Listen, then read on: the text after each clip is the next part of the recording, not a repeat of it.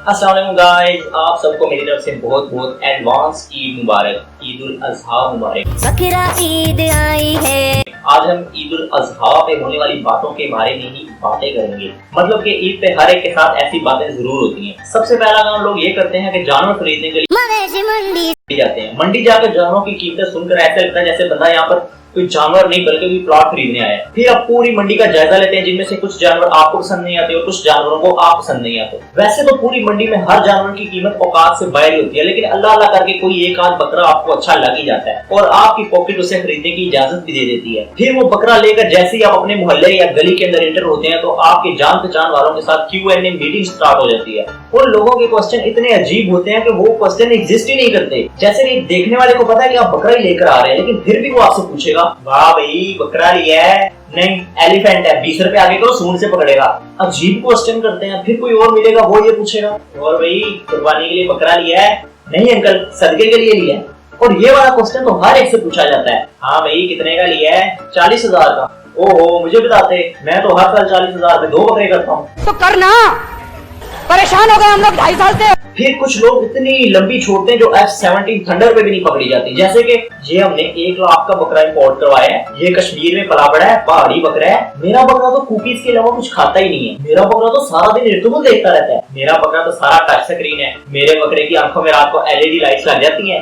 मैं उन्हीं सीरी। खैर उसके बाद बकरा घर आता है तो उसको अपनी सगी औलाद से भी ज्यादा प्यार किया जाता है।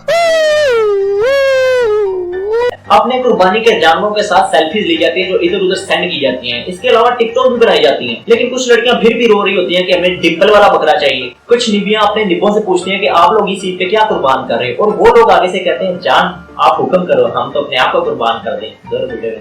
ये बातें सुनकर तो कुर्बानी का बकरा भी कह देता है कि काश मैं ये बातें सुनने से पहले कुर्बान हो जाता। और फिर निब्बा अपनी निब्बी से पूछता है कि तुम लोग इस ईद पे क्या कुर्बान कर रहे हो, और निब्बी कहती है हम 2 गॉड्स ब्रदर और 2 काउस ब्रदर सैक्रिफाइस करेंगे। ये बातें सुन के फिर काउस ब्रदर भी ऐसे ठुड्डे मारते हैं। खैर इन सब छिचोरी हरकतों के बाद कसाई ढूंढने की बारी आती है। जैसे नाखून काटने के लिए एंड टाइम के ऊपर नेल कटर गायब हो जाता है, बिल्कुल इसी तरह ईद के ऊपर एंड टाइम पे तमाम प्रोफेशनल कसाई भी गायब हो चुके होते हैं। इन दिनों में कसाई को वजीर आजम से भी ज्यादा इंपॉर्टेंस मिल रही होती है। कसाई सारे भूख हो चुके होते हैं और कुछ बेरोजगार लोग कसाईयों का रूप धार लेते हैं। और आजकल तो जिस तरह के हालात है, हर बंदा कसाई बनने को तैयार है। जैसे बरसात के दिनों में जमीन में से बरसाती डड्डू बाहर निकल आते हैं, वैसे ईद के दिनों में ये मौसमी कसाई भी निकल आते हैं।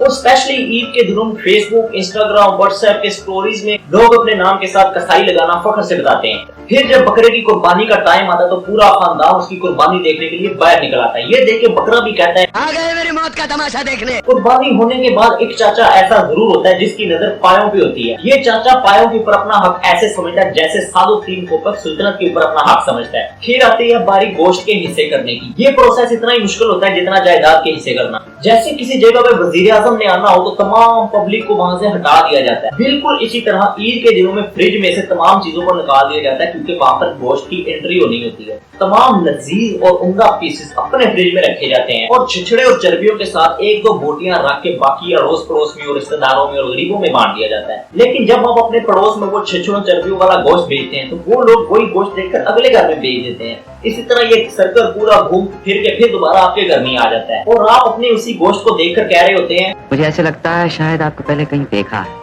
यानी जितने की खोती होती है होती। फिर उसके बाद की जलालत मेरे जैसे मासूम से लड़कों की होती है जिन्होंने शापर इधर उधर के घरों में बांटने होते हैं। लेकिन इस सूरत में मुझे गुस्सा तब आता है जब कोई दरवाजा ही नहीं खोलता आगे से। ऐसे बंदे को ईद मुबारक कहने की बजाय गालियां निकालने का दिल करता है। फिर कुछ डंगर डॉक्टर से पुत्र कुर्बानी की अलाइशें सड़कों पे, रोड पे और दरवाजों के आसपास कहीं फेंक के चले जाते हैं। फिर वहां से गुजरने वाले लोग जब उसकी स्मेल से फैज़याब होते हैं तो मार की माँ बहनों की गालियां देते हैं। फिर ईद के दूसरे दिन हमें मिलता है सुबह नाश्ते में गोश्त, दोपहर लंच में गोश्त, शाम को चाय के साथ गोश्त, रात को डिनर में गोश्त, फिर मीठे में भी गोश्त ही मिल रहा होता है और ये सरदर पूरा हफ्ता चलता है। कुछ मम्मी डैडी बच्चों को गोश्त अच्छा ही लगता, उनके बकरी नखरे होते हैं। लेकिन इन्हीं लोगों को इन्हीं गोश्त के कोफ्ते कबाब बना के खिला दिए जाए तो वो बड़े शौक से खाते हैं और ऐसे ही ये ईद भी गुजरी जाती है। और आखिर में एक छोटी सी एडवाइस, इस दफा हालात ऐसे हैं कि हर कोई कुर्बानी नहीं कर सकता, इसलिए सफेद पोश लोगों का ख्याल आप लोग खुद रखें, उनकी मदद करें। ये नहीं कि खा पी के डकार मार के टुईखली करके सो जाओ, बल्कि आसपास के लोगों को देखें कि वो कुर्बानी कर रहे हैं या नहीं कर रहे। अगर नहीं कर रहे तो उनकी मदद करें।